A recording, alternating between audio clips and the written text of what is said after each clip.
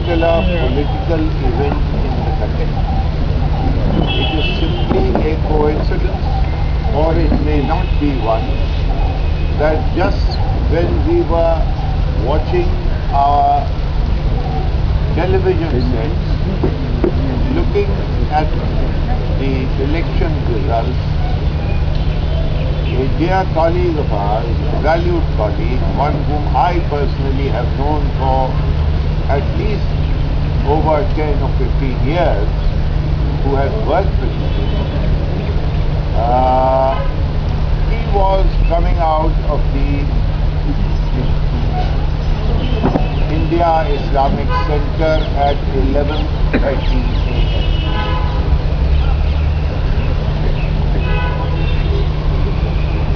Some people in plain clothes, in a car, backwheeled his auto and asked him to get into their car. Now what transpired thereafter we do not know, except that apparently he was taken to the police station, Lodi Road police station, and or the special cell which is behind it. The family knew nothing about it.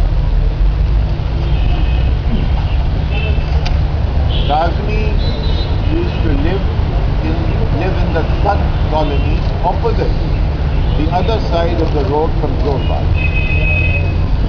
near the shrine of Ahmad.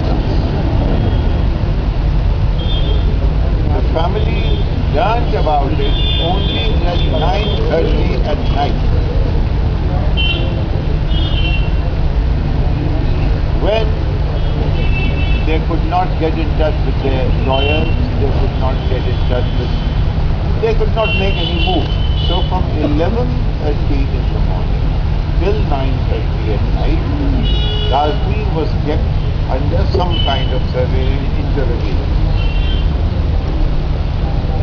After which, they asked his eldest son to leave the house. He said, भाई बताओ तो क्या वजह है, क्यों मुझसे कह रहे हो बात, कोई कुछ नहीं मालूम. He said, that we can't tell you, but you have to leave the house. So they left the house and they were outside. Am I right? And you remained outside till 2:30 in the morning. Meanwhile, they picked up the laptop and they ferreted through his papers and so on and so forth. And after which, they said that we are taking him home again, taking him to the for further interrogation. By the time they got in touch with me, because it was a friend of mine, they must have got in touch with others.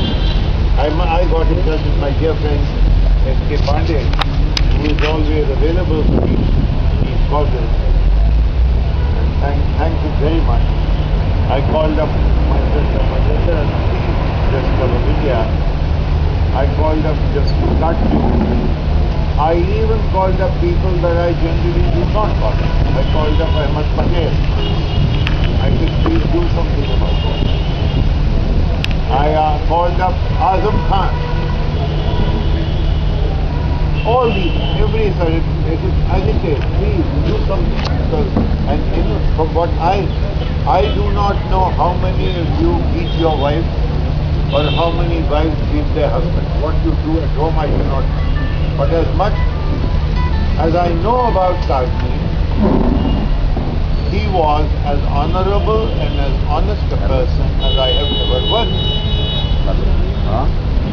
He did some terrific work for me when we were covering the Iraq war, the occupation of Iraq in 2003. Since then we developed a rapport. He had a knack of, he knew several languages. He knew Urdu, he knew Persian, he knew Arabic. Now these would have been an advantage for journalism which was interested in that part of the world which is now in the news, namely in West Asia. Apparently that has been held against us. And so we have appealed, and through you we are appealing, me in my individual capacity as a journalist, as a colleague, as a friend, S.K. Pandey as the head of the Delhi Union of Journalists, all friends over here from various political parties, some here, some not here. This roughly is the picture. Now, the history of people being picked up. Somebody recently, there was the story of this young boy who was in for 14 years. No conviction. There have been numerous, countless cases where people have been picked up and no conviction has been affected. Now they are raising the bar a little more. We cannot make any allegations. We can only speculate. Is an external, is a foreign policy matter being raised, the bar being raised by arresting a high-profile journalist and testing how many of us can be cowed down. This is an attack on all of you. Tomorrow, anyone of you, for a reason that the special self imagined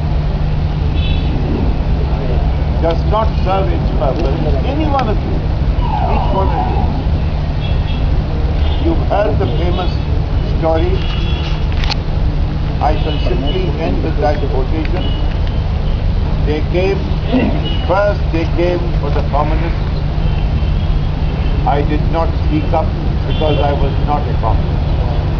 Then they came for the socialists, and I did not speak up because I was not a socialist.